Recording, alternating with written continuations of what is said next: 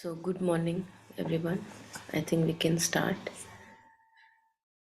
So, before we come to the teaching for today, let's just settle down with ourselves, maybe around 10 minutes, and I'll keep on again hinting in between, and we'll just try to bring our attention to the breath and yeah, keeping it very simple, bringing the mind in the body through the thread of breath.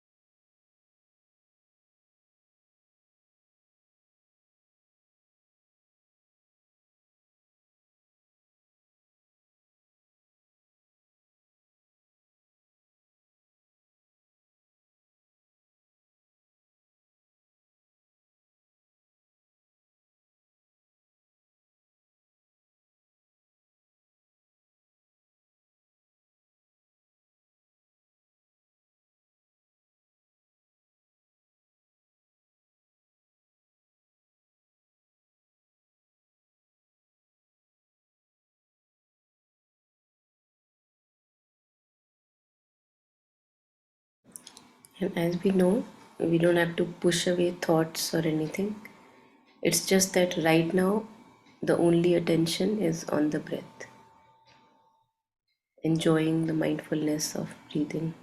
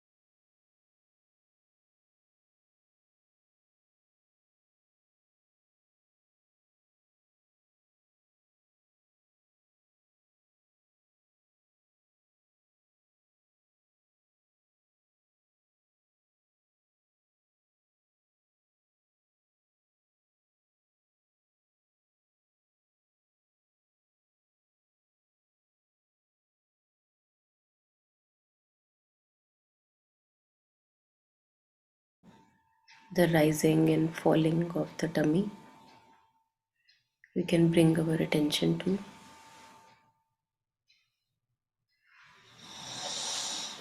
The feeling of air around the nostrils, the movement of the body as it moves along with the breath.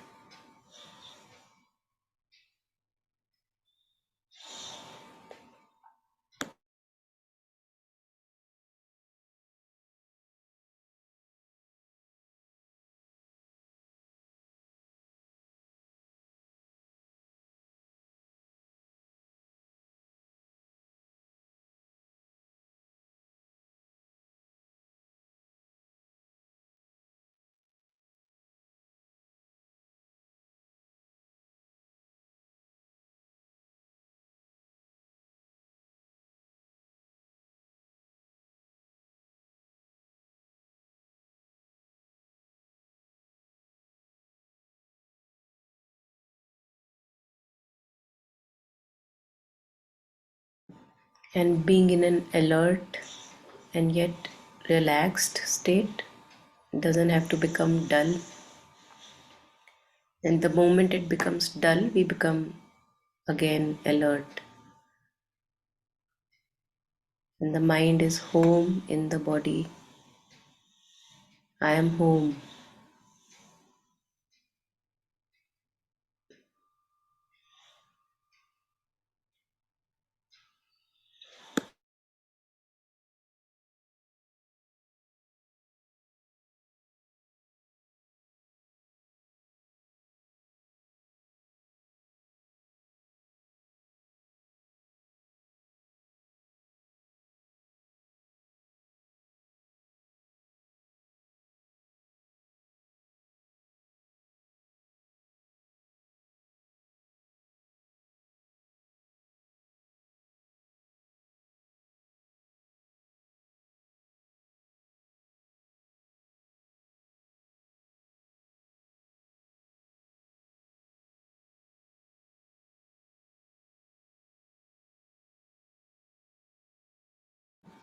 Mind is home in the body, relaxed yet alert.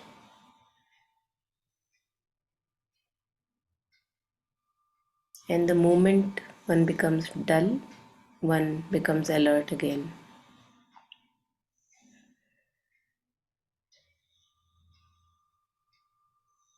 Aware and alert and relaxed.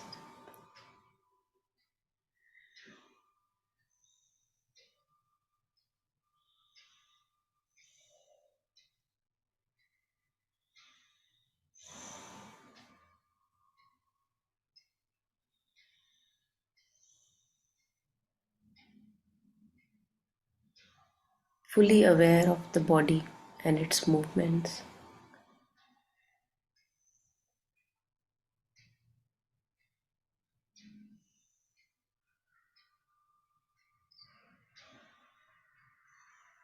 Not wanting to be anywhere but in the body.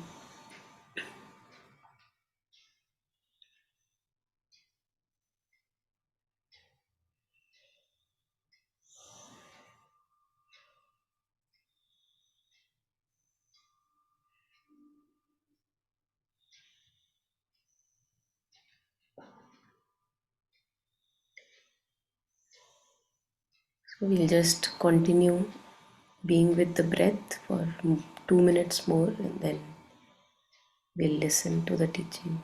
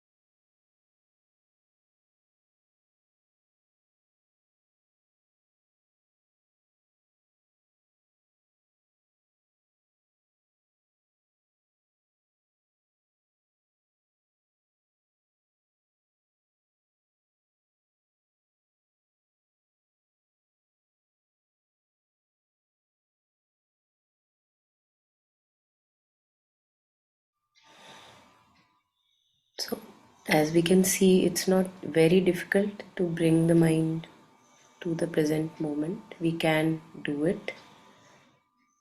And most of the problems that we are worried about, if we truly see they are not there in the present moment, we are okay.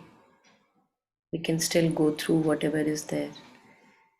So it brings us a lot of power back when we come back to the present moment.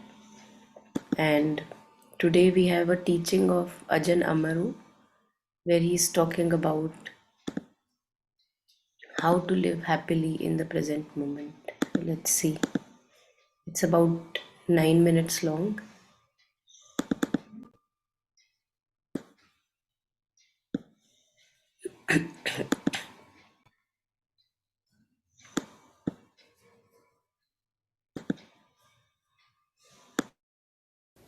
Well, this is a very common question because nowadays, in particular, people's attention is very easily drawn to remembering the past or planning the future. There's so many distractions in the world, not just from the life around us, but also through the many different kinds of media. So the mind is very easily made busy and creates images of the past, images of the future. So one guaranteed way to help bring your attention to the present is to develop what we call mindfulness of the body. Because your body is always in the present moment, right? So no matter how far off into the past you might send your memory, either your own life or back into ancient history or the time of the Buddha or the time of the dinosaurs or the Big Bang, your body is still in the present. No matter how far into the future you might imagine, like next week, next year, when you're 80 years old, long after you've died, your body is still in the present. Even if you imagine other worlds, other realities, you put your mind into a video game or into a kind of alternative reality program, your body is still here. Your body is always in the present moment. So one of the easiest ways to keep the attention grounded in the reality of the present is to develop an awareness of your body. So you can do that in various different ways. The Buddha in his teachings gave different kind of methods, different examples or approaches. One is simply to notice whether you're sitting, standing, walking or lying down. Like, what am I doing? Am I sitting? Like right now I'm sitting. And so that you notice what is your posture, and what you're doing, and when you change from one posture to another. You go from sitting to standing, or standing to walking, you're walking to sitting. And so just during the course of the day, just to make a mental note, oh, this is walking, this is the feeling of walking, this is the feeling of sitting, this is the feeling of standing. So when you're in a bus queue, or you're standing outside the cinema waiting to be let in, or when you're sitting in the classroom waiting for the teacher to arrive, you can make a mental note. Oh, I'm standing. This is the feeling of standing. This is the feeling of sitting. You don't have to be daydreaming about the past or the future. You can be sitting on your chair by your desk and reflecting. This is the feeling of sitting, and it's like this. This is the sense of gravity, the pull of the body towards the earth. You can also develop a mindfulness of the body in terms of how it's made up, different parts of the body, so that you're bringing attention to the fact you feel your feet, your knees, your legs, your pelvis, your back, your shoulders, your hands, your face, and just feeling the sensations of the body and how it's put together. Oh, this is what my hands feel like, this is what my feet feel like, this is what my face feels like when the cold wind blows on my face, or the wind ruffles my hair. It feels like this. So the sensations of the body and the different parts of the body. You can also develop mindfulness of the body around how it's built up. If you like biology, you can think of the different organs, your eyes, your ears, your nose, your tongue, your stomach, your digestive system, your muscles, your blood, your heart, your liver, your kidneys, your pancreas, your spleen. If you're good at biology, you can have a long list. So just remembering the body, recollecting the presence of the body, the feeling of the body, even to just have it, as the Buddha would encourage, just to the extent of recollecting, in the moment the body is present. It feels like this. Here is the body is here and now. So when we develop that sense of the body, paying attention to the body, you're guaranteed to have your attention in the present moment, because your body never wanders off. No matter how distracted you are, I've asked people this question many times over the years, so even when your thoughts were far, far away, like you're sitting in meditation, your mind goes wandering off into some kind of fantasy, it's never been the case that when you came back from that fantasy, that your body had wandered away. The body's always here to come back to, like the most faithful friend. It never lets you down. Right? Nobody has ever been so distracted that when they came back, their body had disappeared, right? Never happens. So the body is like the most reliable friend, the most dependable of your companions. And so when we are wanting to ground our attention, our awareness in the present, then the body is the most helpful reference point for that. Also, when the mind is lost in thoughts about the worrying about the future, or thinking about the past, whether you're longing for the past with a nostalgia, or regretting the past, or resenting something that happened to you, if you're excited about something in the future that you're looking forward to, the body will also tell you, oh, this is the feeling of excitement.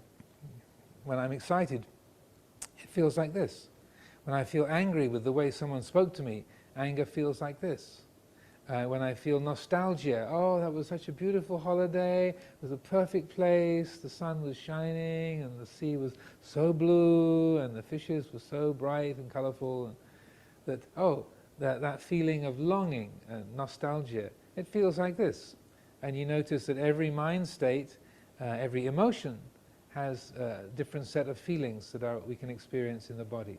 So even when the mind is referring to the past or the future or to imaginary worlds, the body is a reference point. It'll tell you the kind of mood that the mind has gone into. And if it's a stressful mood, if it's something that is causing suffering, like you're filled with greed or you're filled with anger or fear, then when you notice that in the body, say you're experiencing worry, like worried about whether this TV program will be a success, worried about whether the report from the doctor will be positive or negative, then you can notice, oh, this is the feeling of worry, and my mind is worrying about what the future holds. So you can bring the attention to the body. Okay, what does worry feel like? Oh, maybe it's like a knot of tightness in your stomach. And then you feel that, you know that, and then you realize, I don't just have to stay with this forever, I can work with this. It's not just something that's happening to me, I can work with this. So then we can relax the body, relax the feeling of tension or tightness, and then when the body relaxes, then you also realize, oh, if you work with the body, then you also bring about a change in the mood. A blian arom, the aramana, the mood, the feeling changes.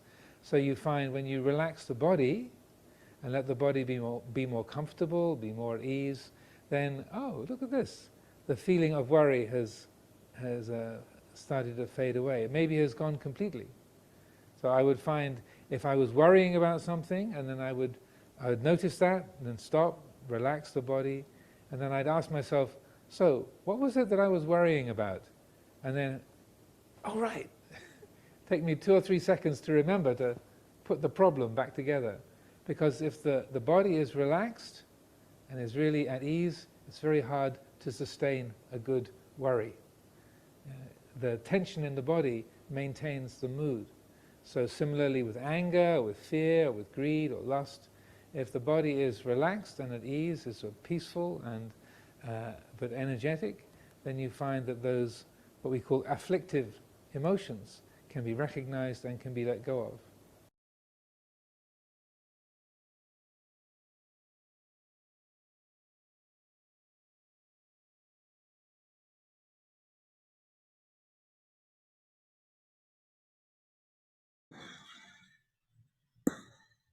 Yeah, so I think it's a very good piece of tool that he has suggested, which other teachers also suggest, to work with the body and to let go of whatever the mind is holding on to.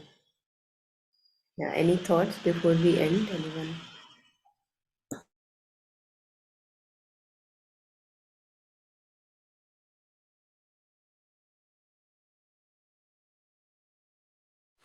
Beautiful teaching, Monica. It was very, very useful. Thank you so much for bringing this up.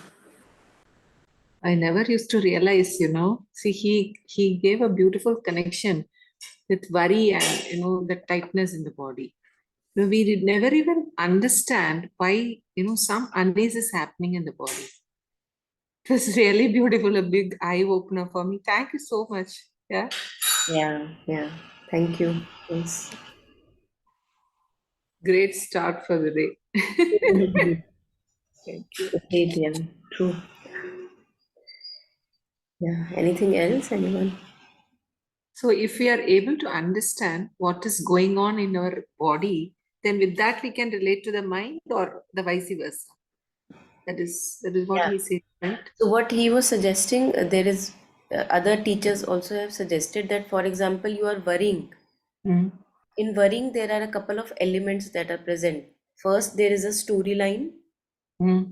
that you are Mm. thinking of, which is bringing up Mm. the worry. then there, if you notice, be present to the body, then there would be a tightness or constriction in the body somewhere. And then whatever the feeling, so mind feeling, and then the body, whatever is telling about, like he was sharing the tightness in the chest or abdomen, right? Sorry, Monica, can you tell me again? I So lost. there would be three elements to the worry: Okay. the thought element, Huh.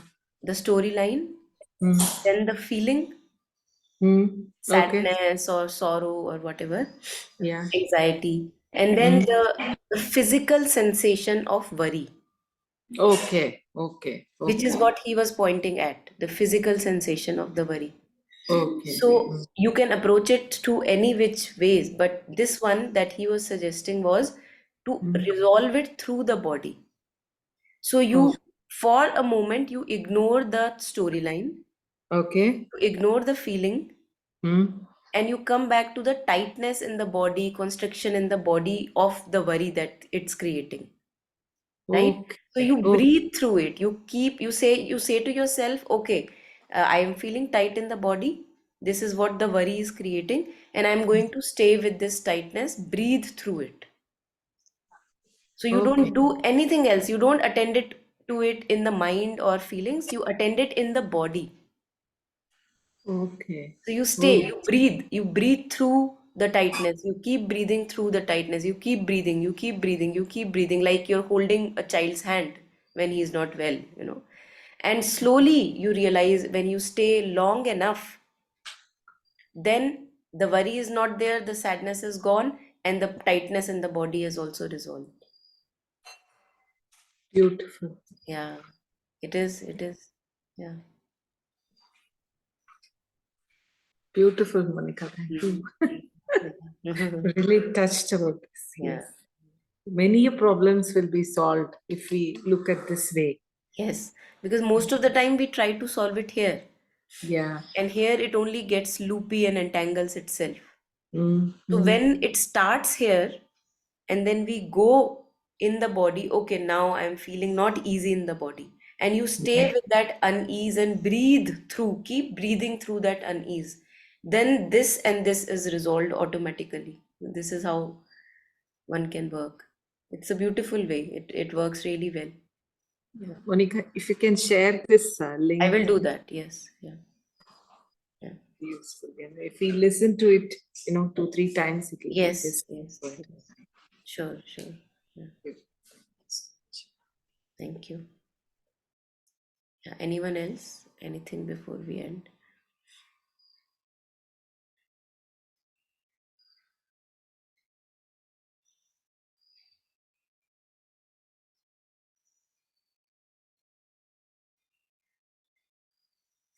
Okay. So, wishing everyone happy practice for the day and beyond. And I'll share the video later on the group. Yeah. Thank you. Thank you. Thank you. Happy Monday. Thank Bye bye. you. God bless. Thank you.